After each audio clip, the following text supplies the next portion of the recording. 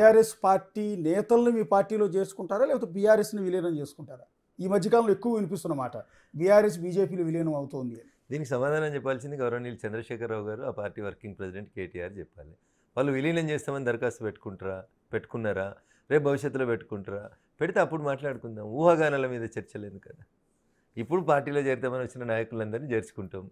భవిష్యత్తులో ఆ నాయకులు కూడా వచ్చి చేరుతామంటే చేర్చుకుంటాం. స్వయంగా ఆయన కూతురు లెటర్ రాసింది కదా, అందులో ఏమని మీరు నరేంద్ర మోడీని ఉద్దేశించి ఒక్క కామెంట్ కూడా మీ స్పీచ్లో పలకకపోవటం, ఆయన విమర్శించకపోవడంతో జనాలందరిలో బీఆర్ఎస్ బీజేపీలో విలీనం అయిపోతుందన్న ప్రచారం జరుగుతోంది, రీసెంట్ యాక్టివిటీస్ కూడా అలాగే ఉన్నాయి అని స్వయంగా ఆమె ఒక లేఖ రాసింది. కవిత క్రెడిబిలిటీ ఎందుకు పోతుందో ఒక మాట చెప్తాను నేను మీకు. కవిత గారు బయటకు వచ్చినాం, విభేదించినాం అన్న తర్వాత నేను బీసీ ఉద్యమం చేస్తా, అసెంబ్లీ ఆవరణ లోపల పూలే విగ్రహం పెట్టాలని చెప్పి సంతకాల సేకరణ చేస్తా అని చెప్పి ఇట్లా శ్రీమతి కవిత గారు తిరుగుతూ ఉన్నారు అని నేను ఒకటి అడుగుతా. 10 సంవత్సరాలు మీరు అధికారంలో ఉన్నారు కదా, ఎప్పుడన్నా మీ నాన్న అనుకుంటే ఆ రోజు ఒకటే నిమిషంలో కదా అసెంబ్లీలో పూలే విగ్రహం పెట్టడం, ఎప్పుడన్నా పెట్టించిరా అన్న?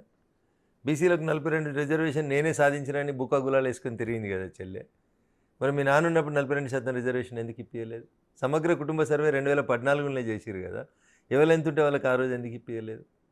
మీరు ఏ స్పీచ్లో చెప్పినా 100% తెలంగాణలో బీసీలు ఉంటారని చెప్తారు కదా. 50% ఆఫ్ ద క్యాబినెట్ బీసీలకు ఇచ్చిందా తెలంగాణ రాష్ట్ర సమితి? కవిత గారు ఆ రోజు ఏ రోజైనా మాట్లాడినరా? ఆఖరికి శంకరమ్మ అని తెలంగాణ మలిదశ ఉద్యమాన్ని మలుపు తిప్పిన శంకరమ్మ అనేట ఆమెకి ఎమ్మెల్సీ ఇచ్చినా అని చెప్పి సాయంత్రం ఒక లెటర్ ఇచ్చి అమరవీరుల స్తూపం అసెంబ్లీకి సెక్రటరియట్కి ఎదురుగా కట్టినటువంటి అమరవీరుల స్తూపం ఓపెనింగ్ కంటే ముందు రోజు శంకరమ్మకి ఎమ్మెల్సీ ఇచ్చినామని గన్మెన్లను ఇచ్చి చేసి హంగామా చేసి అమరవీరుల స్తూపం ఓపెన్ అయిన తెల్లారి గన్మెన్లను విత్డ్రా చేసుకున్న నీచ సంస్కృతి కదా మీది. ఆఖరికి అడ్డదారిలో నువ్వు ఎమ్మెల్సీ అయినావు కదా, అదే శంకరమ్మని ఎందుకు చేయలేదు ఎమ్మెల్సీ?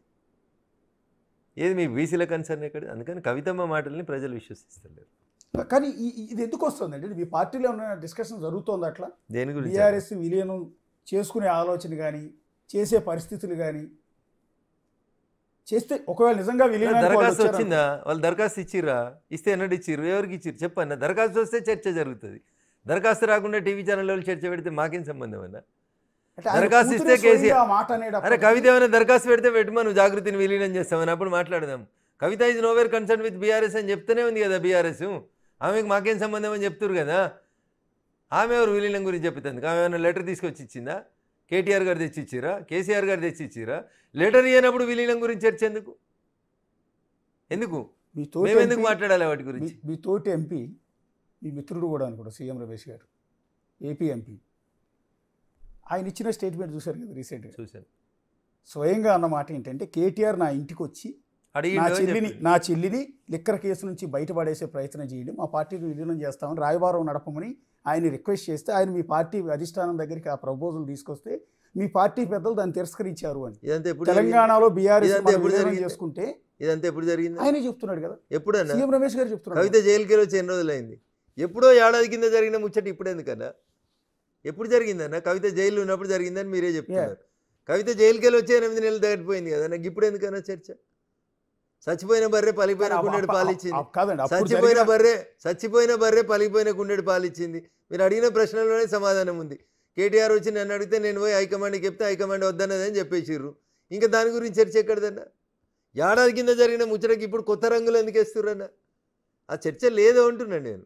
మా పార్టీ హైకమాండ్ మమ్మల్ని ఎవరిని అడగలేదు. సీఎం రమేష్ గారు నేను పోయి అడిగితే వారు పోయి అడిగి ఉంటారు.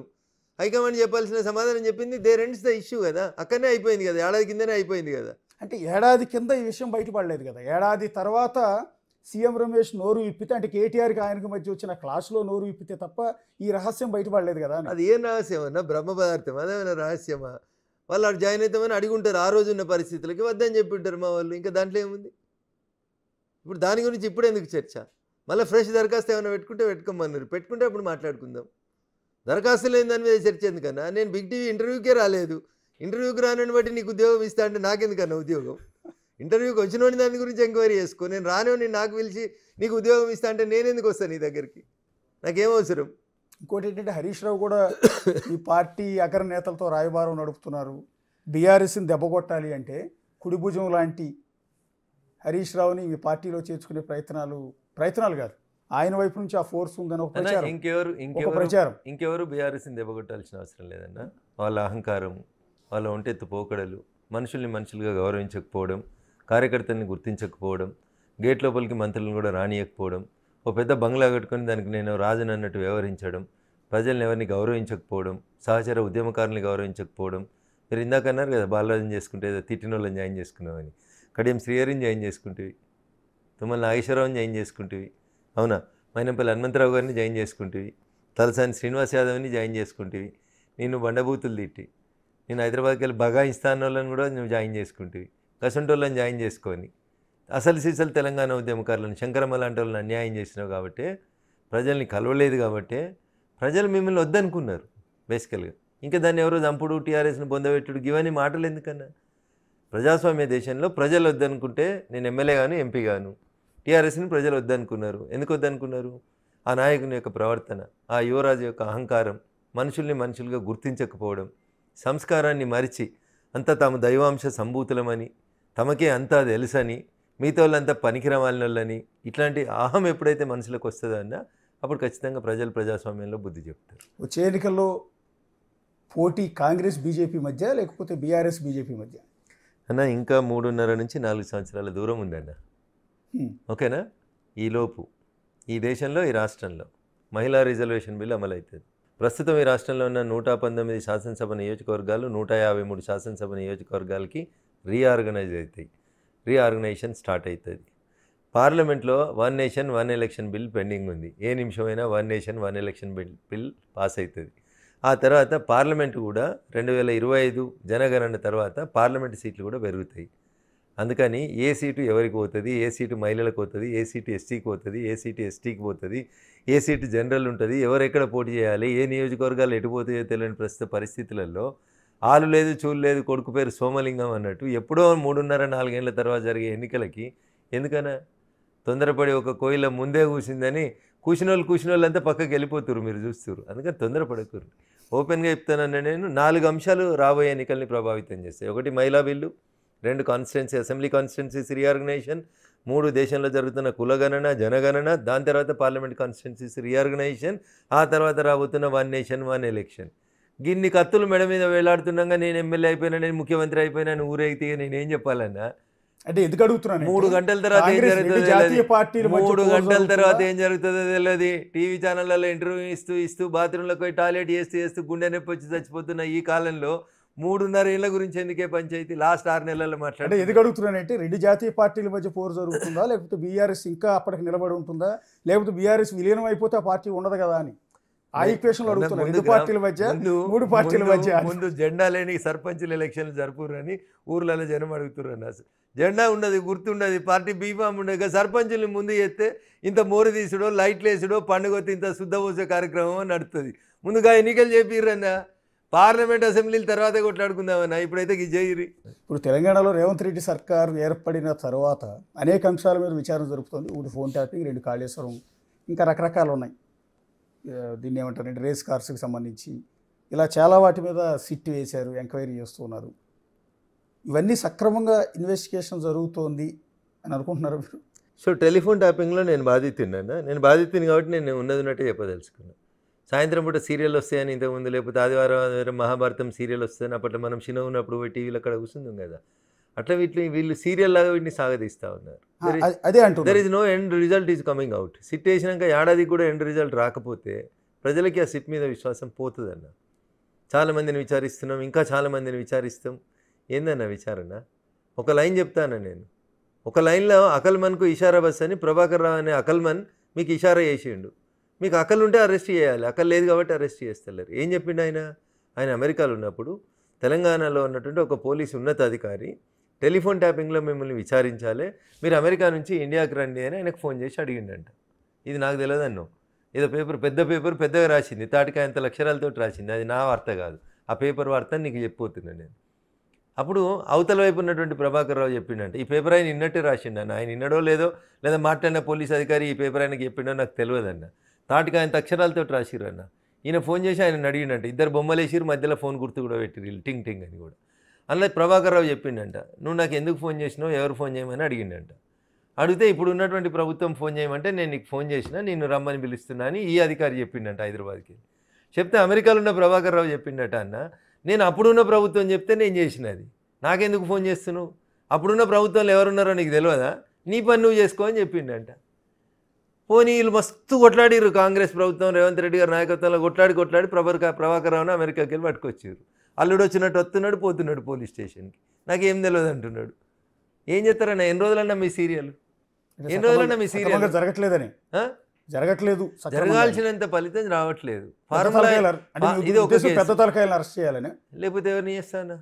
నా ఫోన్ వినాల్సిన అవసరం ప్రభాకర్ రావుకి ఏముంటుంది, డిఎస్పీ ప్రణీత్కి ఏముంటుంది, లేకపోతే చేసిన భుజంగరావుకి ఏముంటుంది?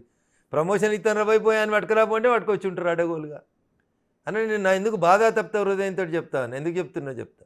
అప్పటి పిసిసి ప్రెసిడెంట్ ఎవరు? ఇప్పటి ముఖ్యమంత్రి రేవంత్ రెడ్డి గారు. నా ఫోన్లు వింటురు, నా కుటుంబ సభ్యుల ఫోన్లు వింటురు అని రేవంత్ రెడ్డి గారు ఏ రోజు చెప్పలేదా అన్న? టీఆర్ఎస్ గవర్నమెంట్లో చెప్పిరా చెప్పలేదా? 100 సార్లు ఆరోపించారు. ఇలా ముఖ్యమంత్రి అయిన తర్వాత మొన్న ఎవరో మీలాంటి జర్నలిస్ట్ మిత్రుడు అడిగితే ముఖ్యమంత్రి గారు ఏం చెప్పారన్న? నా ఫోను ట్యాప్ కాలేదు, నా ఫోన్ ట్యాప్ అయి ఉంటే సిట్టోళ్ళు నన్ను వెళ్తురు కదా అన్నారు. అంటే ఏమర్థం చెప్తున్నావు నన్ను? నువ్వు పీసీసీ ప్రెసిడెంట్గా ఉన్నప్పుడు నీది, నీ భార్యది, నీ కుటుంబ సభ్యులు అందరిది తింటుందని ఆరోపించిన వ్యక్తివే నువ్వు అన్నా. ఇలా ముఖ్యమంత్రి కాగానే జర్నలిస్టుల మిత్రులు అడిగితే ఎంత సింపుల్గా దాటవేసే సమాధానం చెప్పిండన్న ముఖ్యమంత్రి గారు.